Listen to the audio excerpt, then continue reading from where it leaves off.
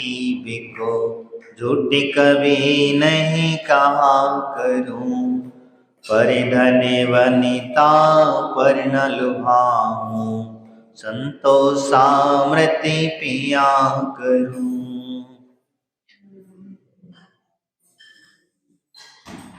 भावना भाता है जीव कि मैं किसी भी जीव को न सताऊं, बिना सताए काम भी नहीं बनता। अगर किसी को सताओगे नहीं तो वो तुम्हारी बात को सुनेगा भी नहीं। तुम्हें अगर कुछ कहना है तो कहीं ना कहीं उसे दिल में आहत करना पड़ेगी, उसके दिल पर चोट करना पड़ेगी, उसकी दुखती हुई नस पे हाथ रखना पड़ेगा। और जैसे ही आप दुखती हुई नस पे हाथ रख देते हो तो सामने वाला व्यक्ति तुरंत तुम्हारी बात को क्या होता, सुन लेता है। और जब तक सुनता कौन नहीं है तब तक उसे सुनाने की, बहुत प्यार से समझाने की कोशिश करी जाती है। आपने कभी देखा होगा कि माँ अपने बच्चे को पीटती है, मारती है, दुख देती है, सब कुछ करती है, लेकिन क्या उसके भाव उसको सताने के हैं? हाँ, बाहर से तो उसे दिख रहा है कि देखो कितना परेशान करती है, बच्चे को कितना मारती है। दूसरा व्यक्ति अगर देख ले तो वो तो कहेगा अरे कितनी निर्दयी माँ है, कितनी निर्दयी माँ है कि देखो बच्चे को, एक अमूक बालक को, छोटा सा नन्हा सा बालक है, उसे इतनी पीड़ा दे दी जाती है। माँ उस कच्चे घड़े को पकाने की कोशिश कर रही है। जो घड़े के अंदर में आड़ा टेढ़ा बन गया है, इधर उधर भागने की जो आदत पड़ गई है, उसे सीधा करने की कोशिश कर रही है। तो माँ के भाव क्या है? माँ के भाव है कि बच्चा सही मार्ग पर चले, सही सिद्ध दिशा पर चले, जिससे कि आगे इसकी प्रगति हो सकेगी। क्योंकि जो गलती उस माँ ने की थी वही गलती आज बच्चा कर रहा है। माँ ने अपने माँ बाप की नहीं सुनी, उन माता पिता ने अपने माँ बाप को निग्रह किया, अपने गुरुजनों को निग्रह किया, उनकी बातों को नहीं समझा, उनकी बातों को नहीं सुना। उन्हें आज जो पीड़ा भुगत रहे हैं, जो तकलीफ भुगत रहे हैं, वो कल चल करके बच्चे भी क्या होता है, शेर को सवा शेर मिल जाता है। ये निश्चित है, ये कहीं ना कहीं, इसीलिए मैं यहां विषय निकला, इसलिए कह रहा हूं कि वह नहीं सताऊं, किसी जीव, भावना नहीं है मेरी भी कि किसी जीव को सताने के भाव हो, किसी जीव को परेशान करने के भाव हो, किसी के नहीं होते हैं। हमारे गुरुजन जो होते हैं, मुनिराज जो होते हैं, उनके भाव तो इतने सरल और शब्द होते हैं, एक जीव को भी, छोटी सी छोटी जीव को भी तकलीफ ना हो। लेकिन अगर तकलीफ हो जाती है, कोई पीड़ा हो जाती है, किसी को दुख हो जाता है, परेशानियां हो जाती हैं, तो उसका कर्म है। आपको एक उदाहरण बताता हूं। पद्म पुराण के अंदर में एक प्रकरण मिला था, लक्ष्मण की मृत्यु कैसे हुई। लक्ष्मण की मृत्यु कैसे हुई? लक्ष्मण की मृत्यु जो है वह कैसे मृत्यु को प्राप्त हो गया। कई बार ऐसे विस्तार को लेकर के समझ में आता है कि वो दो स्वर्ग के अंदर में राम और लक्ष्मण की चर्चा हो रही थी। ध्यान से सुनना मैं जो कह रहा हूं। राम और लक्ष्मण की प्रशंसा हो रही थी, और लक्ष्मण की खास करके प्रशंसा हो रही थी कि देखो दोनों भाइयों के अंदर में कितना घनिष्ठ प्रेम है। दोनों के अंदर में कितना घनिष्ठ प्रेम है। राम कुछ कह दे तो लक्ष्मण ने उस वाक्यों को कभी खाली गिरने नहीं दिया, और लक्ष्मण कुछ कह दे तो राम उन बातों से वाक्यों से कभी पीछे नहीं हटे। दोनों का परस्पर प्रेम हर क्षेत्र में है, चाहे वो धर्म क्षेत्र में हो, चाहे राजनीति के क्षेत्र में हो, चाहे वह घर गृहस्थी के क्षेत्र में हो, दोनों एक दूसरे के सहयोगी बन करके रहते हैं। ऐसी चर्चा स्वर्ग में चल रही थी। जब चर्चा चल रही थी तो दो देवों को रहा नहीं गया। अब देवता तो देवता ही ठहरे, उनके मन में जिज्ञासा उत्पन्न हो गई कि ऐसा कैसे हो संभव नहीं है, क्योंकि आज का मनुष्य एक दूसरे से प्रेम भी करता है, किसी से कोई ना कोई स्वार्थ छिपा होता है, बिना स्वार्थ के इतना प्रेम संभव नहीं है। उन्होंने प्रेम कहते हैं कि जब शंका हो गई तो शंका होने के बाद में वो लक्ष्मण के पास पहुंचे और कहते हैं, जैन सिद्धांतिक पुराण की गणना बता रहा हूं मैं, बाकी के कौन पुराण क्या कहते हैं क्या नहीं है मैं मुझसे नहीं है। जैन पुराण पद्म पुराण के अंदर में जो वर्णन आया है वो कहते हैं कि भगवान, जब कहा जाता है कि लक्ष्मण जी जब अपनी सिंहासन पर बैठे थे और बैठते ही समय उन देवों ने मायाचार से महल में राम की मृत्यु का नौटंकी कर दी, घोषणा कर दी, रुदन मचा दिया, जोर जोर से रुदन होने लग गया। राम चले गए ऐसी लोगों को बता दिया गया। लोगों को बताया क्या, वो तो सिर्फ लक्ष्मण को दिखाना था। और कहते हैं आयु कर्म वहीं उनका पूर्ण हो गया और लक्ष्मण सिंहासन पर बैठे बैठे हाय राम बस इतना ही कह पाए कि चल लिए। दोनों भाइयों का प्रेम छूट गया। वो देव आए तो थे किसके लिए, परीक्षा लेने के लिए। किसके लिए आए थे, परीक्षा लेने के लिए आए थे। और परीक्षा किस लिए लेने आए थे कि स्वर्ग में चर्चा हो रही थी कि रामचंद्र जी का लक्ष्मण का प्रेम बहुत घनिष्ठ है। उस प्रेम की प्रशंसा हो रही थी, उस प्रेम की चर्चा हो रही थी, इसीलिए वो परीक्षा लेने के लिए आए थे। और परीक्षा लेने के बाद दुर्घटना घट गई तो होनी कुछ ऐसी ही थी, तो उसे क्या कर सकते हो। देवों ने अपने आप में पश्चाताप किया, बहुत कुछ किया। तो बंधु मेरा कहने का तात्पर्य भी वही है कि अगर तुम्हारी कोई प्रशंसा कर रहा है, कुमारी अगर कहीं स्वर्ग में प्रशंसा हो रही है और कहीं तुम्हारी प्रशंसा हो रही है और तुम अगर उस प्रशंसा के योग्य नहीं हो तो प्रशंसा कहीं झूठी तो नहीं है। कहीं अपने अंदर झांक करके थोड़ा सा देख लेना, कहीं टटोल करके देख लेना कि कोई व्यक्ति हमारी प्रशंसा कर रहा है तो क्यों कर रहा है और किस लिए कर रहा है, इसका उद्देश्य क्या है। लेकिन प्रशंसा सिर्फ प्रशंसा सुनना चाहता है, तुम्हारे बारे अच्छे गुणों को प्रकट कर रहा है तो तुम अपने आप को छाती चौड़ी मत कर लेना। इसीलिए मैं कह रहा था आपसे कि मैं किसी जीव को सताने के भाव नहीं होते हैं, लेकिन प्रशंसा व्यक्ति होता है तो निंदक भी हो जाता है, उसे देर नहीं लगती, उसे देर नहीं लगती निंदक होने में। कभी कभी ऐसा हो जाता है तो वह किसी जीव को सताने के भाव नहीं है, किसी जीव को परेशान करने के भाव नहीं होते। हमारे गुरुजन, हमारे मुनिराज आपके नगर में आते हैं, आपके गांव में आते हैं तो किसी को परेशान करने आते, परेशान करने आते क्यों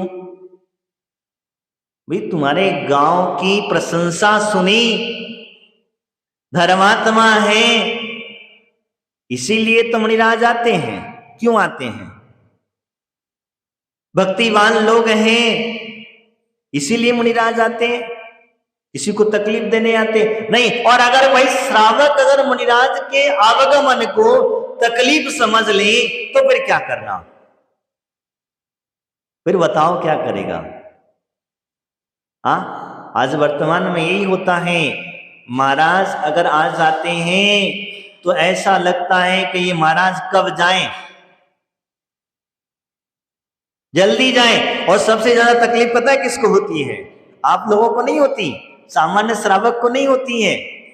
जो पदाधिकारी होते हैं ना, तुम तो नहीं कह रहा ना, तुम पकड़ लगे हो, तुम सामने बैठे हो मेरे।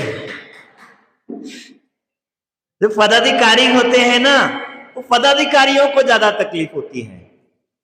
क्योंकि क्या होता है, सुबह शाम दोपहर महाराज की जाके हाजिरी लगाना पड़ती है, और नहीं आओ तो उधर से डंडा पड़ता। डंडा बोले तो बातें सुनना पड़ती, महाराज थोड़ी ना डंडा किसी को मारेंगे, कहना वहां डांट पड़ती है। और जब डांट पड़ती है तो फिर पदाधिकारी कहते हैं महाराज तो गुस्सा वाले हैं। गुस्सा कौन करवा रहा है? गुस्सा कौन करवा रहा है? तुम खुद ही करवा रहे हो। तुम खुद ही नहीं सुनते। तुम अपना दायित्व निपटा लो, तुम अपने दायित्व से आ जाओ। कल मुझे लगा था कि कई लोग आएंगे मेरे पास में, इतनी बड़ी घटना बताने के बाद सब वहीं के वहीं जीरो, जैसे के वैसे, जहां थे वहीं के वहीं और ऊपर से दबा के धर दिया। मेरा कहने का तात्पर्य वो नहीं है। कहीं हो सकता है मैं जो कह रहा हूं, मैं तो आपको आगामी भविष्य के लिए सावधान कर रहा हूं,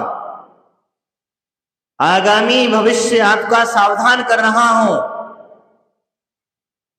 क्योंकि अगर अभी आप सावधान नहीं हुए तो आगे किस तरीके से सावधान होके इस बात को ध्यान में रखना। तो विषय निकला, इसलिए मैंने आपको बताया, क्योंकि वास्तविकता में इसको कहते हैं। तो कह रहा है मैं किसी जीव को सताना नहीं चाहता, मैं किसी जीव को परेशान करना नहीं चाहता, लेकिन अगर जीव अपने आप परेशान हो जाता है तो उस जीव का कोई भी दोष नहीं है। चाहे वो मुनिराज हो, चाहे आपके माता पिता हो, चाहे कोई देवी देवता आपकी परीक्षा करने आता हो, वह अगर कोई सुनता है, अगर लगता है, अगर आपके बेटे की प्रशंसा हो रही है, लोग बाहर चर्चा करते हैं बहुत धर्मात्मा है, बहुत प्रति है, साधु संतों की सेवा करता, माता पिता की सेवा नहीं करता। माता पिता को कैसा लगता होगा? तुम पड़ोसी के माता पिता को जा करके 3-3 बार 4-4 बार माँ तुम ठीक हो, पिताजी तुम ठीक हो, मित्रों के बिनु के जाकर के मिल जाकर पहुंच जाते हो, तुम्हें सब कोई दवाई कोई परेशानी कुछ तकलीफ तो नहीं है, उन्हें तो तुम जाकर के पूछ रहे हो। और तुम्हारे घर में माता पिता बेचारे पड़े हैं, तिला रहे हैं, कांख रहे हैं, पीड़ित हैं, उनके पास 2 शब्द प्रेम से नहीं बोलने के लिए तुम्हारे पास समय नहीं है, तो बताओ उन माता पिता को कैसा लगता होगा, जिन्होंने तुम्हें पाल पोस करके इतना बड़ा किया, इस लायक बनाया, इस मार्ग पर लगाया। उन माता पिता के हृदय से पूछना कि उनके हृदय में कैसी पीड़ा और चुभन होती होगी, उनसे पूछ लेना। इसीलिए कहता हूं कि कभी भी किसी भी जीव को सताने के भाव मत रखना, चाहे कोई भी हो, आपका शत्रु भी क्यों ना हो। अगर शत्रु भी है तो उससे भी मित्रता के भाव रखना, उससे भी प्रेमता के भाव रखना। अगर शत्रु भी है तो उससे 2 शब्द मीठे बोल लेना, उससे मीठी चर्चा करना, हाथ से मुस्कुरा करके स्माइल दे देना। वो अपनी शत्रुता एक ना एक दिन अवश्य भूल जाएगा। बताओ, भगवान पार्श्वनाथ की तुम लोग पूजा करते हो, इन्होंने 10 भाव तक उपसर्ग को सहा। कितने भाव तक? 10 भाव तक अपने उपसर्ग को सहा। वो कोई और नहीं था, सगा भाई था। कौन था? 10 भाव पूर्व का सगा भाई था। लेकिन अंदर की करुणा, अंदर की प्रेम, अंदर का वात्सल्य, जिसको कहते हैं मुस्कान, उन्होंने मुस्कुराते हुए अपने भाई को हमेशा ही अच्छे ही मार्ग पर लगाने का पुरुषार्थ किया। कौन किसका भाई कहता है जाओ, दंड मिलने के बाद राजा से राजा मना कर रहा है, फिर भी कहता नहीं, मैं अपने भाई के पास जाऊंगा और अपनी क्षमा याचना करूंगा। गलती भाई की थी, फिर भी वो कहता है कि नहीं, गलती मेरी थी, मैंने राजा के पास जाकर के शिकायत की। क्या कहता है? क्या कहता है? गलती मेरी थी, मैंने राजा को जाकर के शिकायत किया, अरे स्त्री को भोगा है तो भोगने दो, मेरा तो ये ब्रह्मचर्य का नियम था, अगर भोग लिया है तो भोग लेने तो उसका जो परिणाम था उसके कर्म थे। आचार्य गुरुदेव हमारे धर्मसागर जी महाराज बहुत व्यवस्था कहते थे, वो हमेशा एक ही बात हमारे गुरुदेव ने हमें समझाया था, ले जाने दो, कोई बात नहीं, ले जाने दो।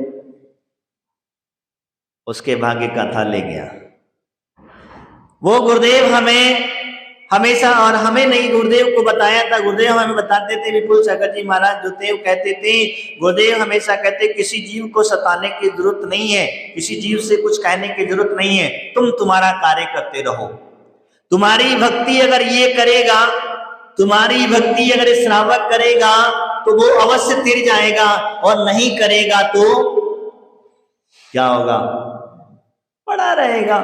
क्यों चिंता करते हो, क्यों सोचते हो इन श्रावकों के, तुम तो अपने आत्म कल्याण के भाव रखो, अगर आ गया तो आशीर्वाद दे देना, मुस्कुरा के दे देना, और नहीं आया तो भी आशा है, ठीक है। तो मेरा कहने का तात्पर्य यही है कि मैं किसी जीव को सताने के भाव नहीं है। आगे कहते झूठ कभी नहीं कहा करो, झूठ एक सबसे बड़ी चीज है, क्योंकि झूठ के बगैर महाराज काम ही नहीं चलता है। भैया ठीक है, उतना ही बोलो जितना आटे में नमक समा सके। आटे को स्वादिष्ट आप रोटी बनाते हो तो आप लोग नमक डालते हो कि नहीं डालते, मुझे तो नहीं पता है। आटे में नमक डाल करके रोटियां बनाई जाती हैं तो उतना ही नमक डाला जाता है, उसमें खारापन ना आए, तो उतना ही झूठ बोलना, व्यापार आदि करना उतना ही बोलना, पूर्णता से झूठ, कहीं उल्टा मत कर देना, नमक में आटा मत डाल देना। आटे में नमक तो ठीक है, लेकिन अगर नमक में आटा डालोगे तो सब गड़बड़ा जाएगा, तो सब गड़बड़ा जाएगा। तो इतना भी झूठ नहीं बोलना कि इतने झूठ बोलने से सब गड़बड़, क्यों, इससे क्या होगा नुकसान। सबसे बड़ी चीज मैं आपको बताता हूं, आप पर कोई विश्वास नहीं करेगा। मैं जब बोलना नहीं चाहिए तो कह रहा हूं, छोटे से रूप में किसी का मेरा केक टिपका याद आया, इसलिए मैं जब बिहार कर रहा था फतेहपुर आते समय, तो हमारे साथ एक भैया चल रहे थे, शायद सचिन ही था, अब कंफर्म याद नहीं कौन था, शायद सचिन ही होगा। तो वो क्या कर रहा था, हमारी लोकेशन दे रहा था। क्या कर रहा था, लोकेशन दे रहा था, बार बार लोगों को लोकेशन डालना, महाराज यहाँ पहुंच गए, महाराज वहां पहुंच गए, महाराज वहां पहुंच गए। तो दो लोग और चल रहे थे साथ में, तो वो अचानक चलते चलते कहता है कि मेरी लोकेशन पे कोई विश्वास नहीं करेगा। बोले कारण, मैं कुछ समझा नहीं। तो बोले महाराज मेरी बात लोकेशन पे इसलिए विश्वास नहीं करेगा, ये दोनों पीछे चल रहे हैं कि हमारे फतेहपुर के लोग इतने होशियार हैं कि मेरी लोकेशन को छोड़ करके इनकी लोकेशन को फॉलो कर रहे हैं कि महाराज कहाँ है। मैंने कहा यार विचार करा कि ये क्या चक्कर है, ये क्या चक्कर है। तो कहने का मतलब कहीं ऐसा तो नहीं कि उनका उद्देश्य क्या था कि आटे में नमक था कि नमक में आटा था। यानी आप लोगों को पता था कि नमक में आटा कि आटे में नमक है, ये तुम्हें पता था, इसलिए तो उनकी लोकेशन कोई व्यक्ति फॉलो नहीं करने को तैयार था, क्योंकि महाराज आए कहां तक आए, किधर, कोई उनको तैयार। जैसे ही दूसरे लोग व्यक्ति लोकेशन डालो, अब मेरे सामने उन्होंने कहा एक काम करो, तुम लोग लोकेशन डालो, तुम्हारी बात पर तुरंत रिप्लाई आ जाएगा, तुम्हारी बात पर तुरंत विश्वास कर लिया जाएगा। तो कहने का तात्पर्य मेरा इतना ही है, झूठ बोलना तो उतना ही बोलना आटे में नमक समाए, और अगर झूठ बोलोगे नमक में आटा डालने वाला झूठ बोलोगे तो फिर ध्यान रखना कोई तुम्हारे ऊपर विश्वास नहीं करेगा। तो इसीलिए हमारे आचार्य भगवंतों ने बहुत सुंदर सी व्यवस्था कही। आगे कहा पर धन वनिता पर न लोभाओ संतोषामृत पिया करो। कहते हैं पर धन, ध्यान रखना, पड़ोसी के धन पर चिंता मत करना, और धन की लुभाने की कोशिश मत करना। ये मत सोचना कि इसके घर का धन मेरे घर में आ जाए, ये विचार मत करना। वह व्यक्ति पर विनता विनता नहीं विरती स्त्री आदि के लिए भी, पर इस स्त्री के लिए अपने चक्कर में नहीं पड़ना। अपनी ही स्त्री और अपना ही धन, अपनी मेहनत से कमाया हुआ परिक धन, उसी पर ही विश्वास रखना, दूसरे के पड़ोसी के चक्कर में मत पड़ना। क्योंकि तुम भगवान जिनेंद्र के भक्त हो, तुम सच्चे देवशास्त्र गुरु के भक्त हो, और जो व्यक्ति सच्चे देवशास्त्र गुरु की हृदय से भक्ति करता है उसके घर में कभी धन की कमी नहीं होती। और उसके शादी विवाह की आज तुम्हारे अंदर में जो परेशानियां हो रही हैं, आज जो तुम्हारे बच्चों की शादियां जल्दी से नहीं हो रही हैं, इसके सबसे बड़ा रीजन है कि आपकी भक्ति देवशास्त्र गुरु में मात्र दिखावे की हो गई है। इसी वजह से कई बार कहते हैं महाराज खेड़े गांव में कोई लड़की देना तैयार नहीं होता है। तो कैसे होगा? तुमने अपने बच्चों को, अपनी लड़कियों को सिटी में देना चाहा, बड़ी बड़ी सिटियां खोजी, तो तुम्हारी लिए को लड़की कौन देगा यहाँ?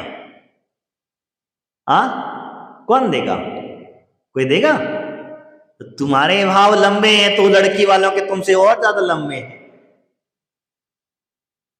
तुम्हारे भाव लंबे हैं तो उनके और ज्यादा लंबे हैं।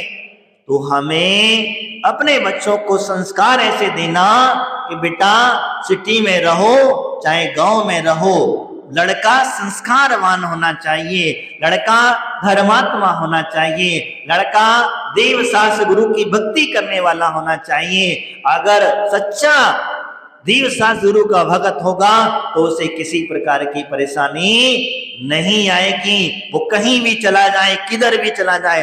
आपने कई बार सुना होगा, नाम भूल रहे, देखो हम शायद श्रीपाल राजा ही होगा, उसे समुद्र में फेंक दिया गया था। वही है, समुद्र में फेंक दिया गया था एक लकड़ी के पट्टे के सहारे।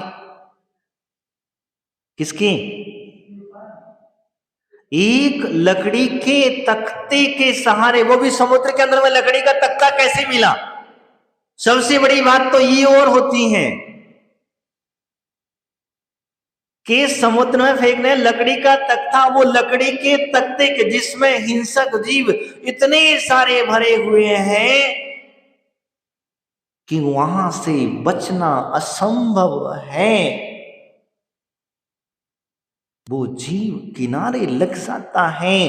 तो क्या आप सच्चे देवशास्त्र गुरु की भक्ति करने वाला जीव क्या इतने छोटे से संकट से या छोटी सी प्रॉब्लम से सॉल्व नहीं कर पाएगा? कर पाएगा। बस शर्त एक ही रखना, मैंने जो कहा है, भेदभाव मत करना, इन्हें बांटने की कोशिश मत करना, अपने अंदर से हृदय से भक्ति से करना। और हम जिस प्रकार से करते हैं तो वही चीज है। तो पर धन की चिंता मत करना। इसीलिए जैनियों से सब लोग डरते हैं, कहते हैं बनिया बुद्धि है। ये बनिया बुद्धि जहां चला जाता है छोटे से छोटे, बड़ा से बड़ा होता चला जाता है। क्यों प्रशंसा की जाती है? बैंकों में सबसे ज्यादा मैनेजर की पोस्ट पर जैन लोग मिलेंगे। बैंकों की पोस्ट, मैनेजरों की पोस्ट पे जो होती हैं उसमें सबसे ज्यादा आपको देखने को मिलेंगे जैन लोग मिलेंगे। जैन लोगों को तुरंत नौकरी मिल जाती है वहां। क्यों मिल जाती है? क्योंकि उन्हें पता है ये पर धन के चक्कर में नहीं, इनको कितना भी धन दे दो, इनके पास में कितना भी पटक दो, ये इनकी नीयत खराब नहीं होगी। इसीलिए आपके पास में जब व्यक्ति उधार लेने के लिए आता है, कोई रकम रख के चला जाता है, तो आप पर इतनी जल्दी विश्वास कर लेता रख करके, क्योंकि पता है ये बनिया है, ये कभी रकम डूब जाएगी तो वापस कभी भी दे देगा। और दूसरे के पास कोई जाता है जल्दी से?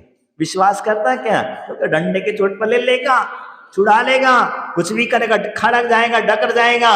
यही बातें होती हैं। तो मेरा कहने का तात्पर्य वही था, पर धन की विनता अनिल स्त्री जाति के लिए कभी नहीं लेता है। और कहता है संतोषामृत पिया करे। क्या पीना है? ये अमृत बहुत बड़ा है। संतोष नाम का जो अमृत है ये बहुत बड़ा अमृत है। आपके पास में अगर छोटा सा घर है, अगर आपके पास में एक टाइम का भोजन है, तब भी